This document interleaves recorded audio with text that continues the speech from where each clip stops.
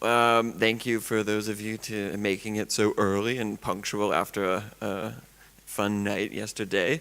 Really jam-packed day yesterday. Awesome that you were all here, but it just gets going with even more this morning.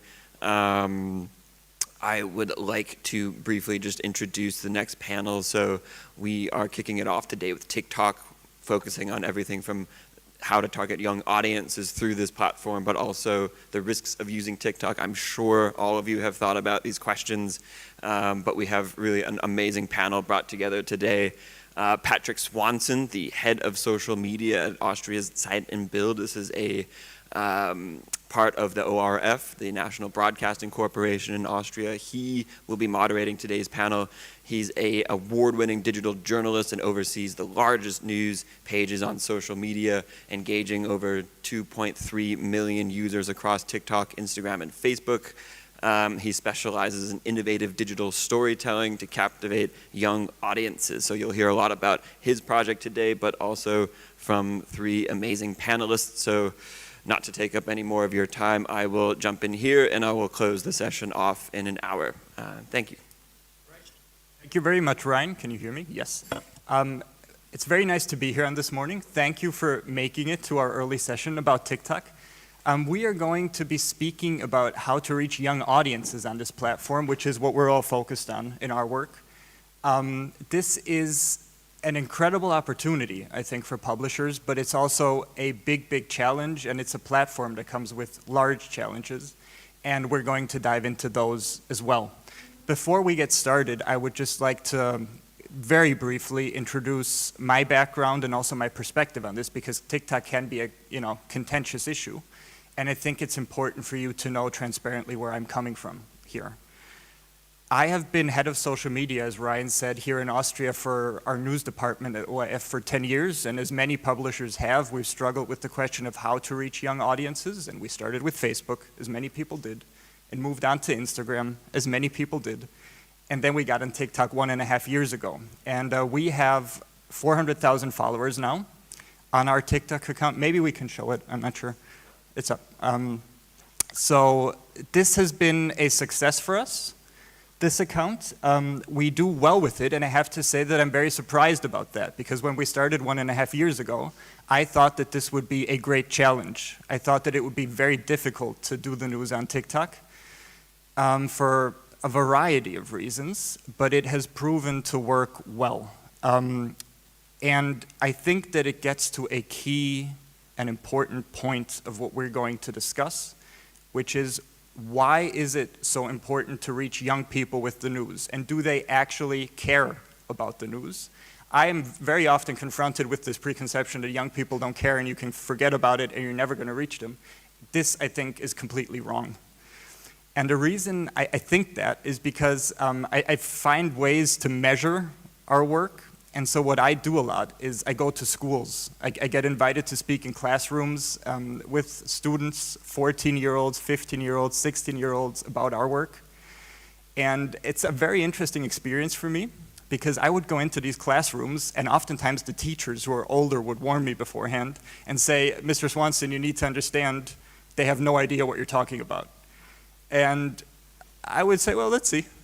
And then I would walk in, and it turns out if I try and speak to them about newspapers or television, which is our background basically, it's true. They hardly read newspapers. It's hard to reach young people on television.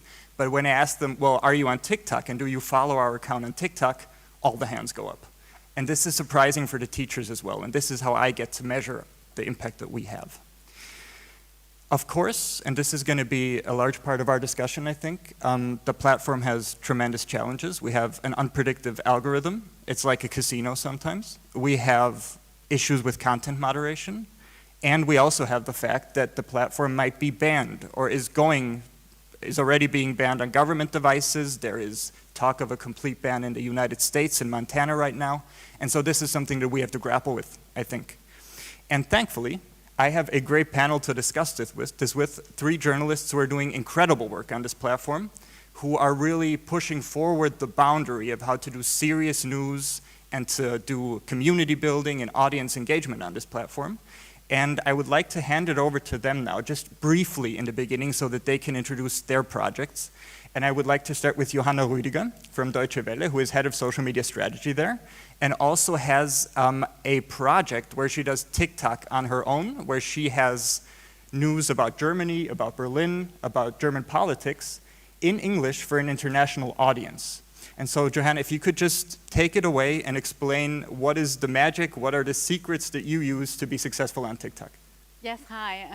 So great to be here. So I'm going to talk about two different accounts. One, our Deutsche Welle account, Berlin Fresh, and then my personal news TikTok account, which I do in my free time, where, like you said, I do news in English about Germany, mostly for people who are around the world interested in Germany or who moved to Germany but don't speak German yet. So I have a lot of international students, a lot of migrants, refugees as my followers in my community.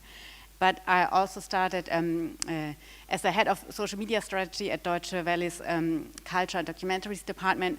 My job basically is to make sure we reach as many people in our target group as possible across all social media channels, and of course young people, like you said, and that's why I started Deutsche Welle's very first TikTok account called Berlin Fresh almost 3 years ago, which was quite revolutionary at the time because not many media houses were on TikTok at that time. But now Deutsche Welle has 15 TikTok accounts, so a lot of changed over the years. And I do a lot of workshops with newsrooms where I explain how to reach young people on these platforms. And I always say, for us as journalists, it's the one thing that's great news is that, yes, you do go viral with good old journalism, as I call it, on these platforms. So we as journalists already have the tools to go viral on TikTok because it's all about, you know, well-researched facts, great storytelling, great reporter pieces, well-shot and well-edited videos, and we can do that as journalists. We just have to update our tools to include the TikTok language and the TikTok storytelling. And so, of course, that's kind of the big questions, what is important on the platform for storytelling. And I actually asked that the people who watch my videos, so my followers, my community, I asked them, why do you watch my videos, what do you like about them? And so I think we do have that video, and we can show that now. I love the way That was, yeah, that's the video.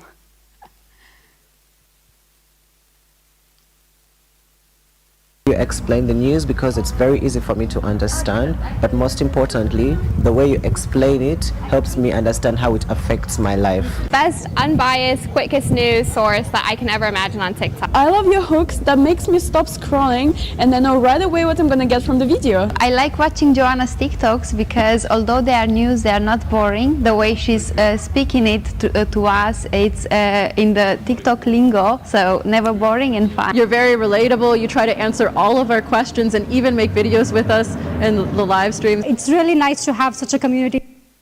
So yeah, so a lot of important keywords for TikTok storytelling were already in there. So basically we have to explain the news, and we have to explain people who are watching why the news is important for their everyday life, what it means for them. And of course we have to be quick and unbiased, but as journalists we do that on any platform anyways, but it also matters on TikTok.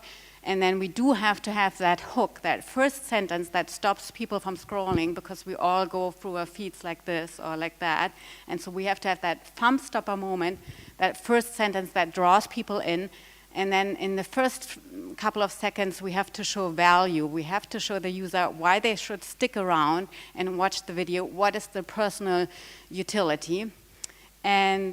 But then we also have to be fun, which sometimes when I'm talking to journalists doing news, they're like, well, I'm not funny, I'm doing serious news, I can't be funny. I do hard news mostly as well, so I'm not funny, but my videos are fun in the sense they are engaging, and I stick to the TikTok language, so many shortcuts and different scenes. And the last important keyword in that video was community building, so you do have to be very authentic and relatable, but you also have to build a community. And I actually make a lot of videos together with my followers. I answer their questions in videos. I even meet with them and make videos with them. I do live streams and meet and greets. So that's like for me the most important aspect almost on this platform, to really build a community. But I wanted to show you another example from our Deutsche Welle TikTok account, Berlin Fresh. And that account is showing how what it's like to grow up as a young person in Berlin. So it's a culture and lifestyle account. And we have a series called Brand Breaks German Rules, where Brand explains, our creator explains about Germany's quirks and customs and cultural differences to our American audience. And I think we can show that video now.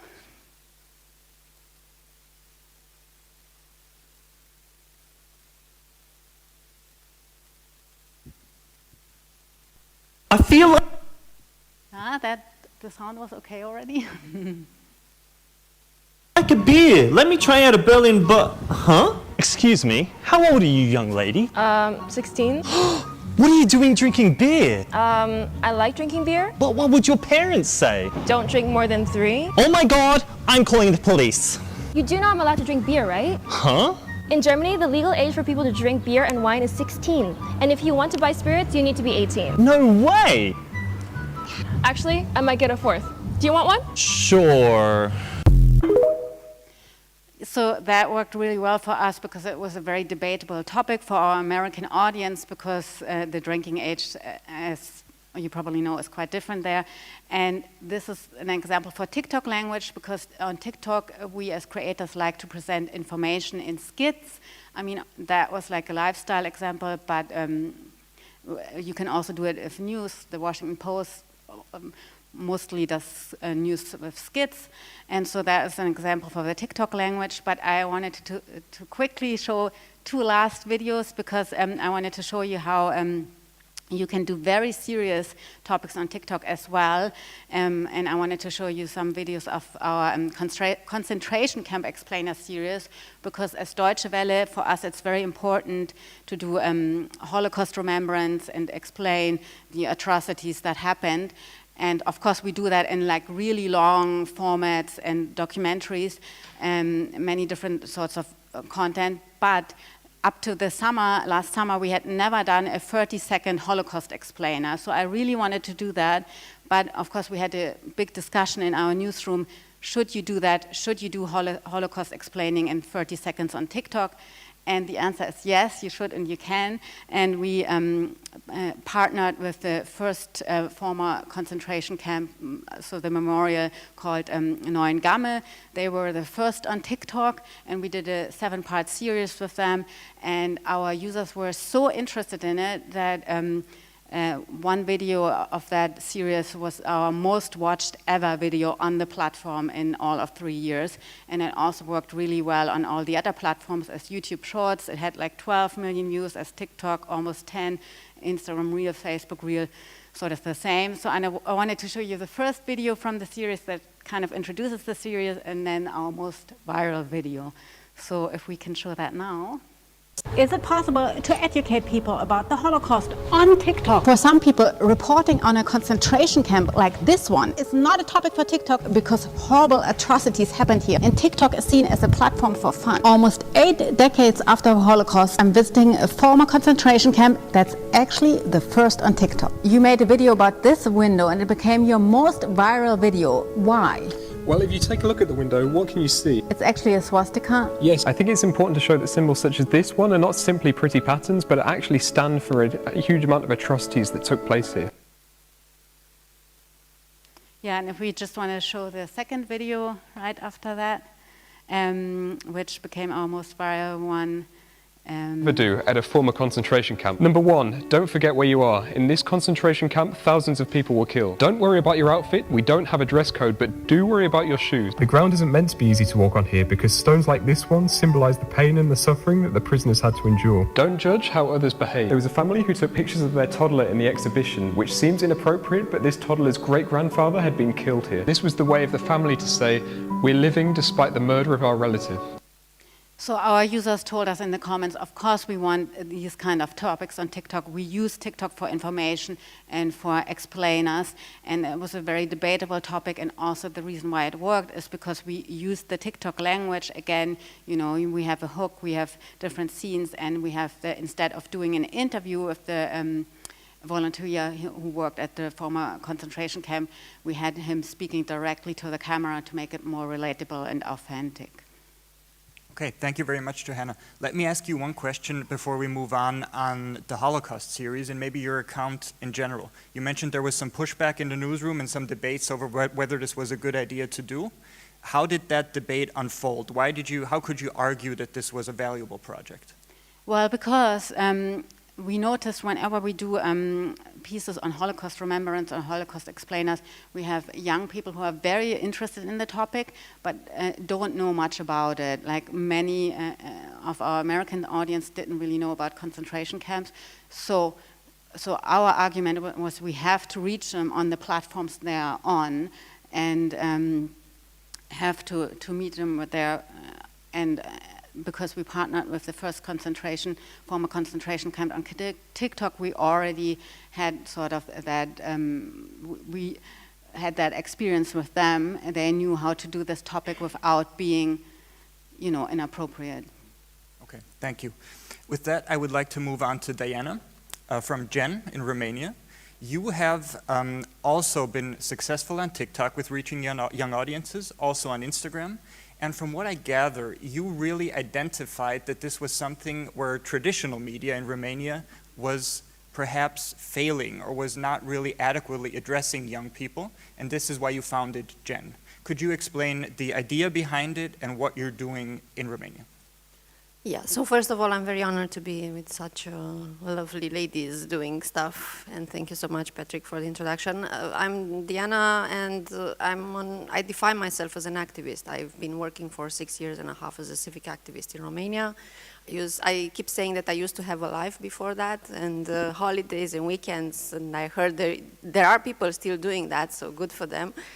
After a series of protests in Romania, I decided to get involved and create an NGO focusing on young people. So this is how it started, and it was a very selfish reason because we Romanians tend to do revolutions or protests in the winter, so from a certain age you're just like not gonna do this minus 10 degrees protests anymore. I hope some young people with good no back pains will come and replace me. So my idea was to make them aware enough of what's happening in Romania and the world so that they will stand up when they feel like something is threatened in their democracy, in their state. And we started doing media literacy project, explaining history to young people, using history as a civic education tool and stuff like that. And I did like, I don't know, tens of thousands, hundreds of thousands of kilometers. I drove around Romania doing workshops in small communities. I don't like to go to big cities because they have enough privileges and exposure. And whenever I would go there and ask them, where do you get your information? Or tell me, do you know about this journalist? Do you know about this media projects? Always it was an awkward silence because they were living in a completely different world. The names I would drop, they would be like, yeah, we don't care. These are boring people who are doing traditional media, which is, they would constantly say they are all biased, they are all smart asses, pardon my French, and they tell us what to do and what to think, and we don't trust them. And at some point we said, let's try to do something. I don't define myself as a journalist, I don't want to be like that because I am very proud of being an activist. But I can't do my work if they don't have no clue what's happening in the world. So my work as an activist always stops when I ask them, do you know about Turkey? And they would be like, what's happening? And I would say, go to this website and read. And they said, websites? Who does that? And I'm like, the media, because this is the old school. Long story short, we started the project voluntarily. We did a lot of hard work for, I think, almost 1 year, fully volunteering. Our big advantage, and I keep explaining that to journalists who come to me and say, I want to have the exact product, where do I start? And I said, okay, well, work for 5 years with young people as we did, building them trust in what you're doing, building them engagement and curiosity, and the product will come. That's why for us it was easy to do it in a volunteer work, because we had the base, we had the community there. They would trust us, and the kids would just, I call them kids, pardon, it's like they're 18, 20 years old, would do it because they enjoy it. And we started in 6 months, I think, before the full-scale invasion in Ukraine started. We would be doing like 1 news per day on Instagram. And it was already overwhelming, like one per day with a team of volunteers, it's a lot. And then when the invasion started, we found ourselves in very high demand. Like they were asking us, please tell us what's happening there. Please let us know. We are seeing the war in Ukraine through your eyes. And that was a very huge problem for us, because we were not supposed to be their only source of information, but they wouldn't go anywhere else. So we have a team of young people, all under 24 years old. They are the ones who are choosing the topics. They are the ones who are creating the news. They are the ones writing it. And because we want a young person's feeling of the world, we can show them this is what's happening in the world, but you are the judge of what you want to push to your audience, because you know better than we do. I'm 40 years old. I sort of understand them, but I'm not quite there. So, and then we said we need to be on another platform, because the vulnerability of being on social media is huge. You are completely in the hands of a certain company. And we started with TikTok, because we heard the same as everyone before, that the young people are on TikTok. And it was very hard, as you said, very unpredictable. It's like a lottery with TikTok sometimes. But you need a lot of hard work. So in the beginning, we were very on and off with our presence there, because we didn't know how to grasp the problem, the videos, how serious can it be, because we don't consider ourselves as a proper journalistic project. We are more like a gateway we hope to be a gateway for them. We hope that they don't stop with us. They go further and look for, create habits of reading bigger journalistic projects.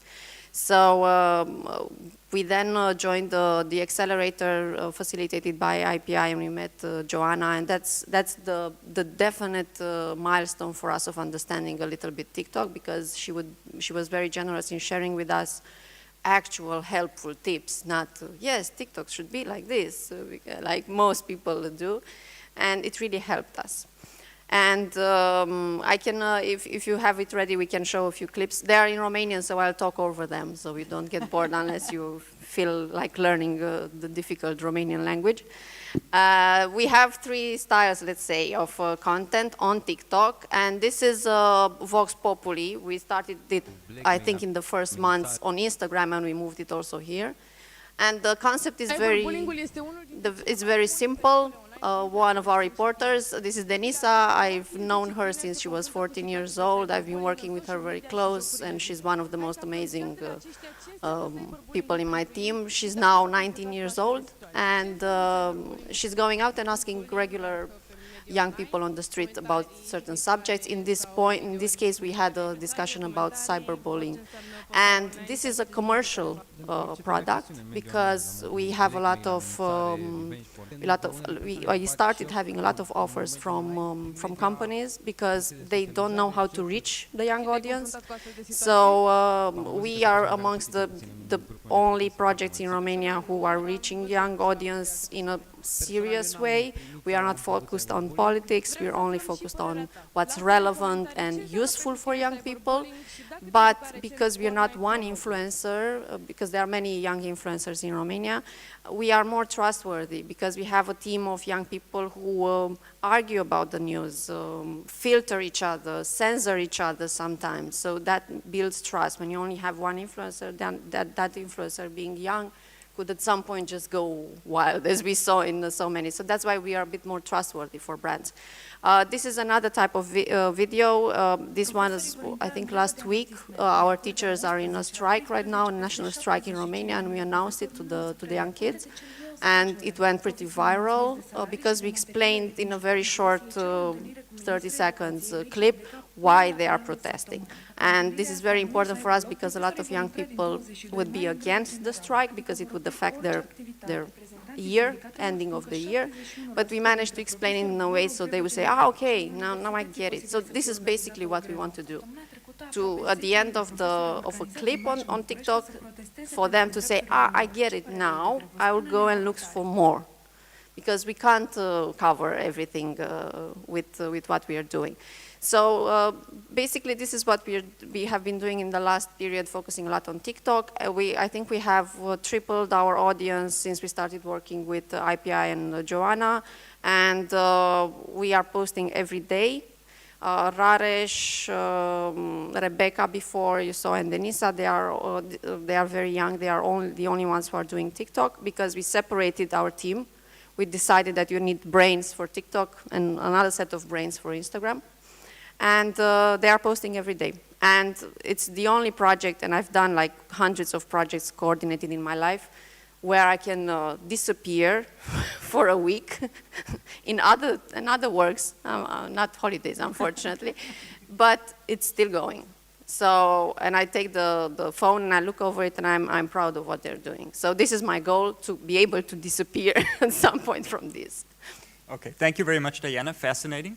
And the third example that we have is Gabriela. You're a co-founder of Actuality.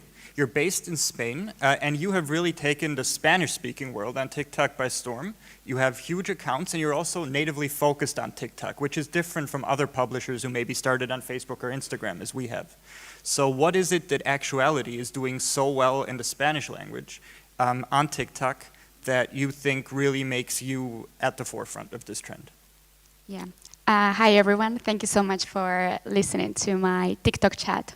TikTokers, we love talking about TikTok. Well, Actuality, what we do is we communicate the news in a very simple, objective, and entertaining way. It all started, this idea started because out of necessity, basically. I started this project with 3 of my high school friends.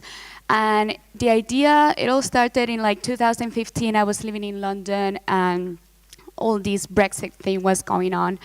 And I wanted to understand what was happening with Brexit, but I kept reading BBC, The Guardian, all these like very traditional newspapers, and I wasn't able to understand what was going on. Of course, if I would spend, I don't know, 3 hours reading about it, maybe at some point I would have managed, but younger generations, we don't want that. We are more digitalized than ever, and we want things quick and easy, right? So at that point, we were like, oh, I wish there was some sort of like newspaper that would summarize things for you. And that's how the idea sort of started. I continued studying my degree, which is biotechnology, by the way. I didn't study journalism. And my friends, they also continued with their degrees. And during the pandemic, I guess we all had a lot of free time. So that's why we started working on this project a little bit more. We blew up on TikTok, but we initially started on Instagram, but it was a completely different format. It was all about like little drawings with a little bit of text, with some arrows, you know, very visual. We wanted to be very, very simple and using a very simple vocabulary so they could understand this, because our problem was that we couldn't understand traditional media and we didn't want to read articles that are like 1,000 words long. Like, we wanted it quick and easy. So that's how we started on Instagram, but I was a big nerd of TikTok for a long time, like since 2018. And I kept saying to my friend Daniela, who's also a co-founder, you need to jump on TikTok. I think it's amazing. I think the format could really work. And eventually, we started doing videos on TikTok. And it happened out of the blue. From like one day to the other, like I went to bed with 700 followers and I woke up with 50,000 followers. And I was like, what is this? What just happened here? So then is when we realized that this frustration that we had, that we couldn't understand traditional media, it was something that was going on with basically everyone in Spain. So then is when we said, okay, let's start this project. Like what? And then let's start working on this. Why is this happening? Well, as I said, younger generations are more digitalized than ever. We don't watch TV anymore. We don't read the newspaper. Our sources of information, we get them from social media. We don't even use Google anymore. I mean, we do, but if I have to look for something in particular, I look for it on TikTok, I look for it on Instagram, on Twitter. So with all these things changing, traditional media, they have to realize this, right? They have to realize that things have changed and they need to change the way they produce, they communicate news so they can reach younger generations. The way we did this is by having a very attractive format that is very simple, is very visual, and we convert information into entertainment. And we do it only in 1 minute. As Joanna was saying, we don't do it in a jokey way, we are not funny, but we do it entertaining. And this is very important, and it's also very important to use colloquial language, right? You need to speak the language of your audience. Journalists, they tend to be really serious when they write an article, and it's okay to keep like this, serious tone of voice, but always make it simple and use a very simple vocabulary. Also, our format is just 1 minute. On TikTok, that's what you want. You don't want to make videos that are like super, super long, and you need to keep their attention all the time, right? So our videos, they have like quite a bit of editing. So I got a video for you to see. What we do is in Spanish, so we don't have to play all of it, but just so you have an idea of how it looks like. It also I wanted to say that we try to be as objective as possible. People in Spain, particularly, also in Latin America, they are really, really tired of newspapers being biased and having an ideology, so we try to be as objective as possible, and that's something that they really, really value as well. So yeah, I don't know if we can find the video.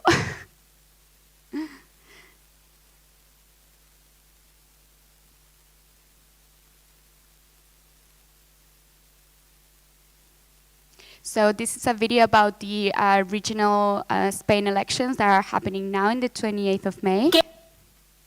¿Qué votamos este 28 de mayo? En 2 semanas los españoles saldremos a votar a quien queramos que gobierne en nuestra comunidad autónoma. Recuerda que en España hay 17 comunidades autónomas, por ejemplo Madrid, Cataluña, Galicia, y cada comunidad autónoma tiene su presidente. Por ejemplo, Ayuso del partido de derechas PP es la presidenta de Madrid. Pues el día 28 votaremos a quien queramos que sea el presidente de nuestra comunidad, pero también votaremos a nivel más local, por ejemplo al alcalde de nuestro pueblo. Estas elecciones son muy importantes porque en diciembre son las elecciones generales y elegiremos el presidente de España. As you can see, it's very visual. We talk to the camera and we explain the news as if I'm explaining it to a friend, and it's very, very visual. That keeps the attention of the viewer continuously. Different angles, different clips, sound effects. That's the way we do it on TikTok. Then, yeah, I also wanted to talk about how a lot of companies, they try to go on TikTok because it's the place to be right now, but they struggle to understand how the platform works, and this is because they just try to jump on the platform without having an understanding of how it really works. So spending time on TikTok and understanding your community, understanding the app, understanding what are the trends is absolutely crucial for success on TikTok. Yeah, basically like being on top of like what is your community talking about, what are the trends, what are the inside jokes is absolutely crucial. So then you can also talk about like really trending topics. Of course, as a media outlet, you want to talk about what is very relevant in the world, but you also want to catch up on like what's trending. And that's why we also get a lot of information from TikTok, Instagram, and Twitter. Basically, we look at what's trending, and then we make a video about that because we know that it's what everyone is talking about right now. So for example, of course, here we did a video about ChatGPT. It was a huge topic. And again, very visual, quite heavy editing, and very, very simple vocabulary. And yeah, this is basically how we've done it. We also we do get a lot of questions about, can you explain the news only in 1 minute? Well, you can give the basis about a particular news, and then of course we always provide the source. So if our viewers, they want to continue learning about this particular topic, they can always go and continue to read about it. And we also have a YouTube channel where we produce a little bit longer videos, 5-6 minutes long, and we also on Instagram where we also do some different posts. And let me just ask you very briefly, you are generating revenue from this. So there is a way to actually make money on TikTok as well. Yes, TikTok actually has a TikTok Creator Fund. We don't have access to this because we are TikTok partners and a media company. And anyways, it's not like it gives you a lot of money, so I wouldn't recommend going down that road. But we monetize on TikTok by doing collaborations with brands and companies. It took us a while to convince brands that we were able to do collaborations with them. Because first of all, they were at the beginning, 2 years ago, they were like, "What's TikTok? Is this actually going to generate any revenue for me? Is this going to work like Instagram? I'm not sure." And then second of all, how a media outlet is going to be able to promote my products like other influencers do. So it took us a while, but we finally convinced them, and like since a year and a half or so, we started to do a lot of big brands, collaborations with big brands like Red Bull, Prime Video, Disney Plus, McDonald's. And the way we do it is very, very organic. We don't push our viewers to buy a specific product, but we just provide information about it. So it's very organic, and as Diana was mentioning, they trust us, right? We've been providing information for them for almost 3 years, and whatever we say, they really trust us. We gain their trust, right? So again, I'm not telling you need to go to the cinema, spend €7 and watch this movie, but I'm telling you what it's about. I'm providing you information about it, and then you decide. But it really works. This video here is a collaboration that we did with Disney Plus, where we were advertising this documentary about the Pope, and it had 2.6 million views, which for a brand collaboration, that's amazing. Personas más influyentes del mundo, el Papa Francisco, que es el actual líder de la Iglesia Católica, y 10 jóvenes de entre 20 y 25 años de habla So hispana. this video is a bit more talking to camera. It also depends that not all the videos require a lot of like heavy editing. It really depends on the topic. So if it requires a lot of explanation, we tend to use a lot of editing, a lot of images, little arrows and stuff. For something like this, we use the trailer, we talk to camera, we explain what it's about. And also, particularly this topic, the Pope, and the Pope talking to younger generations was quite controversial. So people really had really strong opinions, so that's why also it went viral. Okay, thank you very much. Thank you for all your examples. I think it's really a great introduction into how to do storytelling on the platform, and also the fact that there is pathways to revenue and pathways to community building, I think is really important, because the question always comes up, how sustainable is this in the long term? And media industry has had very bad experiences with big reliance on platforms, as we all know. So I think this is important to keep in mind. Now, having said that, I think we have some more time left, and I think this would be a good opportunity to go to the dark side and ask about the challenges that the platform has. And the first thing that I would like to ask you about is the algorithm. I have, in my work, discovered that I fail a lot. I fail a lot with the question of predicting whether a video is going to do very well or whether it's going to crash. And sometimes we have videos that surprise me that do well, and sometimes we have videos that crash, and I don't understand why. That's why I mentioned it. It really reminds me of like roulette at a casino sometimes.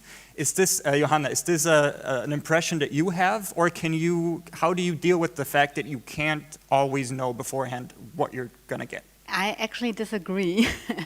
I think, yes, the algorithm is different. It's content-based instead of Instagram, where it's status-based. So for us journalists, if a journalist is starting out on TikTok, that's great, because if you have a great video, you can go viral and you have one follower and you can get 2 million views.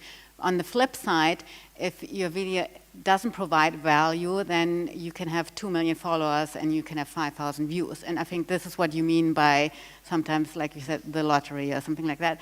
But I think if you're honest with yourself, most of the time you know why something doesn't work, and even if you think you've done a great video, maybe it's not in your niche. TikTok is all about the niche. You cannot leave your niche because the way the algorithm works, it's shown to a couple of people first, and if they interact with it, then it's shown to more people.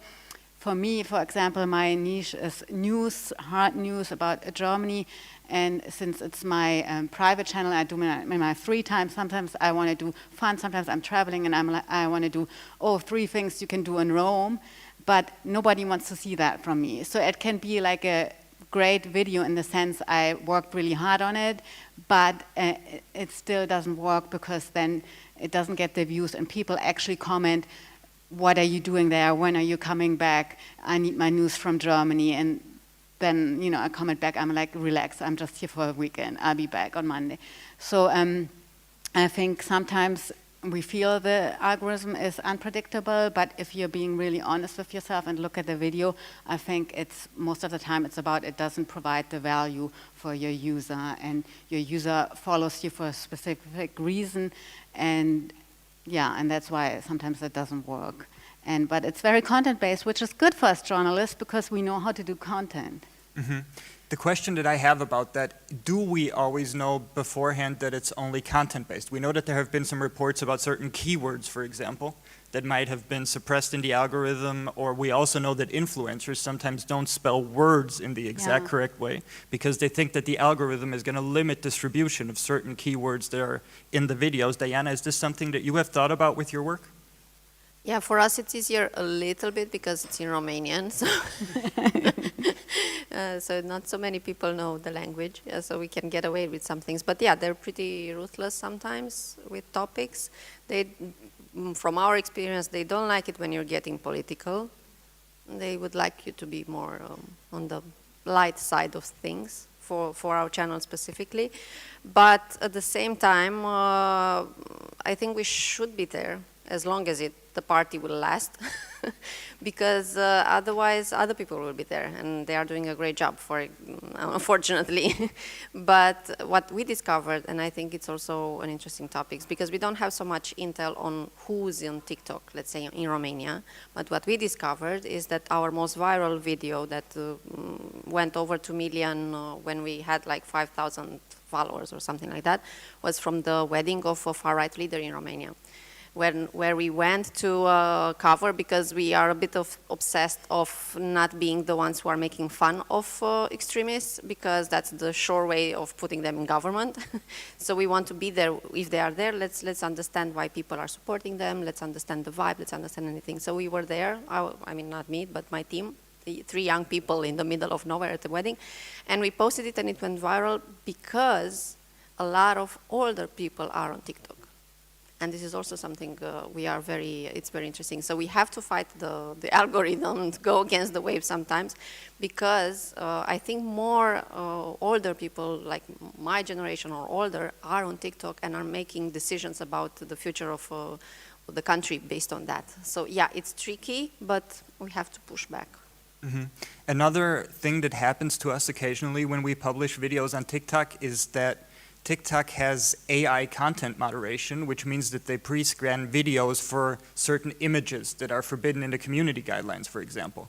This includes guns, it can also include violence, and a recent example of this was when there was the big earthquake in Turkey and Syria a few months ago. We did videos on this because we are a news organization, we cover big news events, and we were very strategic and we tried to be very thoughtful about the images that we chose that we considered safe for this young audience, but still we experienced that TikTok took some of those images, some of those videos offline, or actually what they did is they put them behind a warning that said that this is graphic content, which has consequences because it means that your video is not going to be put out in the For You algorithm, which means that the distribution is going to be severely limited. Gabriela, is this something that has happened to you where you've had to deal with this, and how do you deal with it? Absolutely. It does happen a lot with videos that contain like a little bit like graphic images that can be blood, or like you said with the earthquake in Turkey, guns, drugs, anything like that, it does get. Well, we've spoken with TikTok Spain, and like now our videos, it happen less and less every time because they know that we are media and we are flagged as a media company, so we can get away with it a little bit more, but it still happens a lot. And if they don't remove the video, as you said, it's flagged, and that it does not only impact that particular video, it does impact the videos that you're gonna post on the following hours or days even, because the algorithm flags your account as, you know, they are posting stuff that is a little bit delicate, and there's a lot of kids in the platform. So that's the way that they have to, you know, get away with it. And we, to avoid this kind of situation, sometimes we edit the images, we blur stuff, so we can continue posting videos from Turkey that people really wanted to see, and we wanted them to be aware of what was going on. So we blur them, we edit the images, and that's a way where, you know, you can manage to get away from the algorithm and kind of like cheat on it a little bit. But yeah, it's for me, the algorithm, it's quite special sometimes. It does push your videos a lot. Sometimes, you know, for whatever reason, they don't. I do agree with Diana that sometimes when you get a little bit political, you know, they try to push it down. We did have some videos that did not work at all when we were talking about the Chinese government, which is really interesting as well.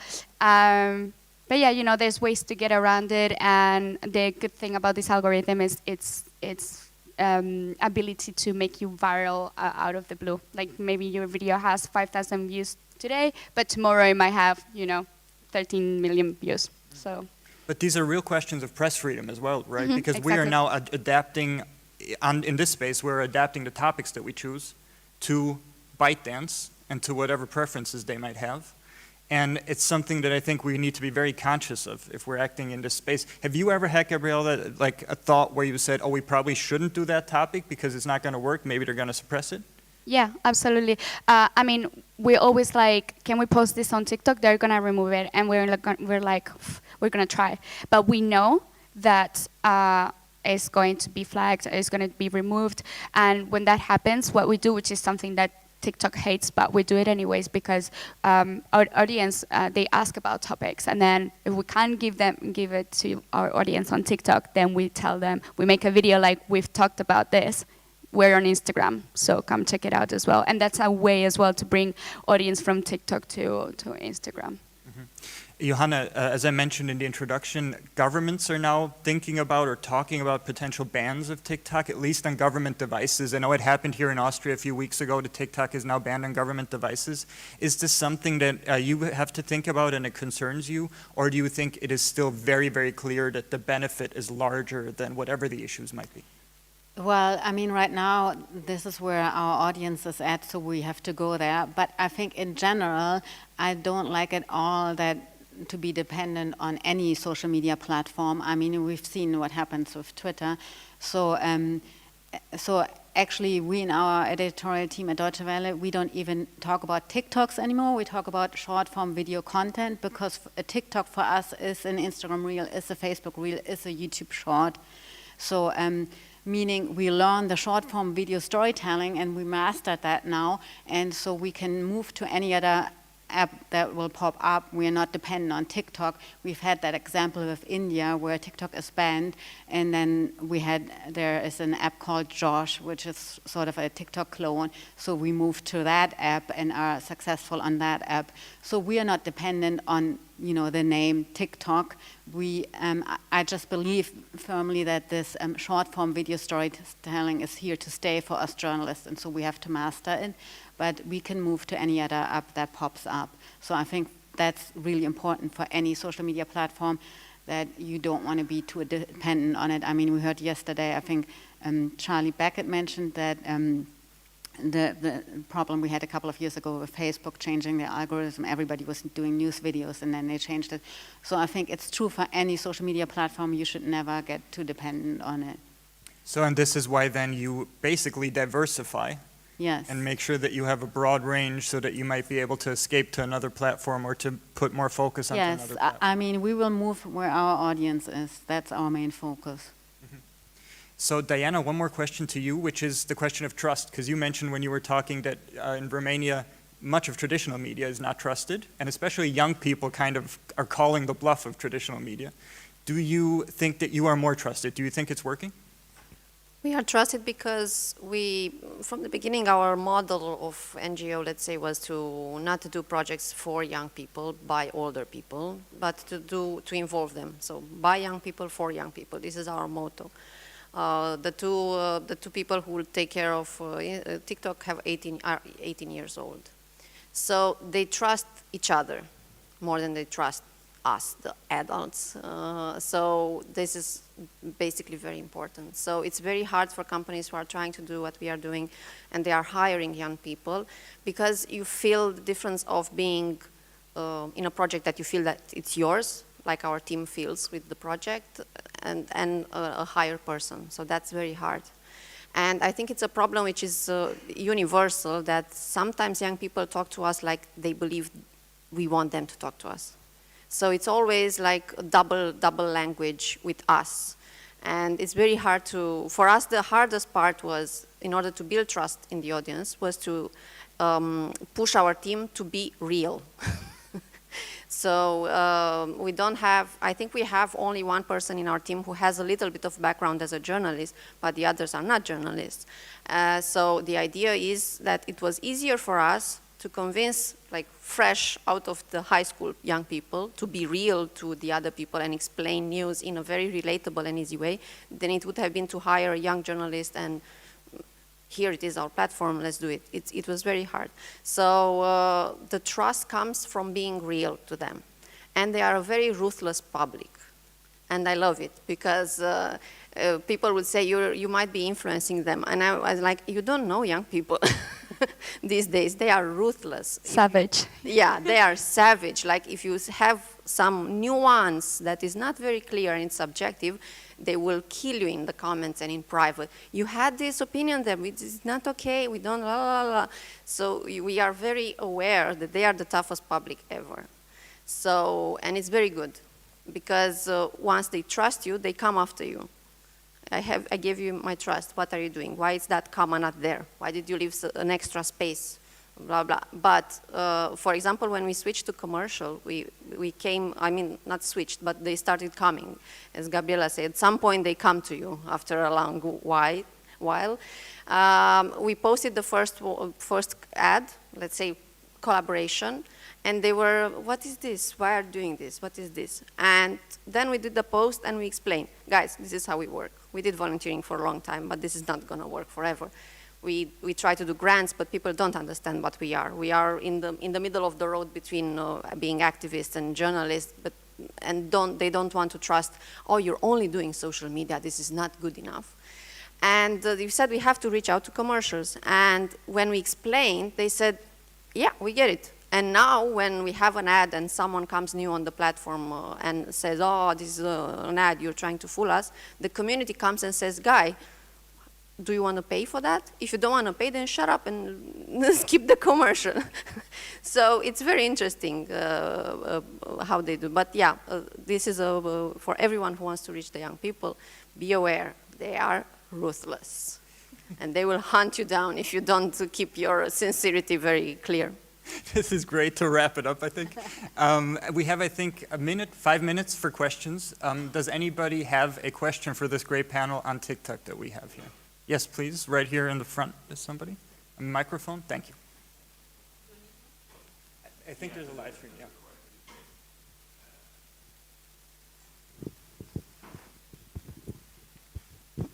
Actually, I have so many questions, but I just ask you one. Is it too late to start with TikTok? It's never too late. Okay. Start, do it. Thank you. Add-on question, sorry. How do you deal with these commercials? Because our main goal and key thing we do is people trust us, and that's not easy in Europe. We make news, we're journalists, and people trust us. How do you not lose this trust by doing commercials, and how do you pick your collaboration partners? Well, as I said before, it's very organic. And we're not pushing our audience to purchase anything. It's all about providing information about a particular topic. And we also are very picky with what brands we work with.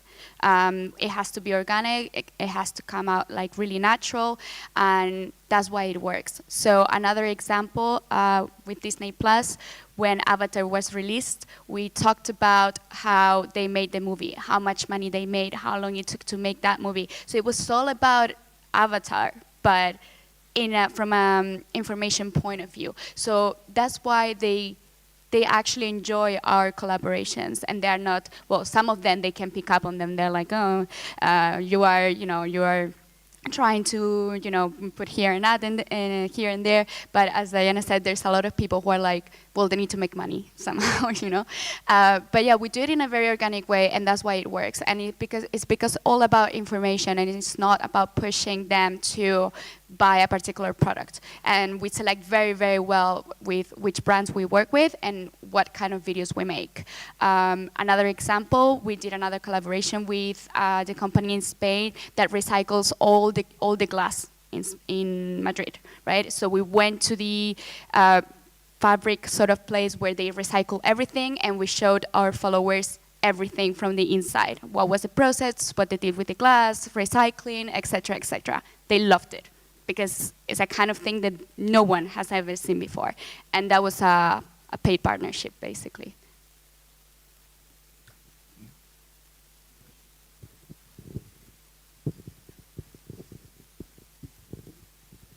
Thank you very much. I'm Hiroki Sugita, columnist of Kyodo News from Japan. I have a question and follow-up on the total ban, discussion of the total ban. Is that kind of discussion of the total ban making any change, ways to produce your contents, such as extra cautious measure to avoid any controversy or anything?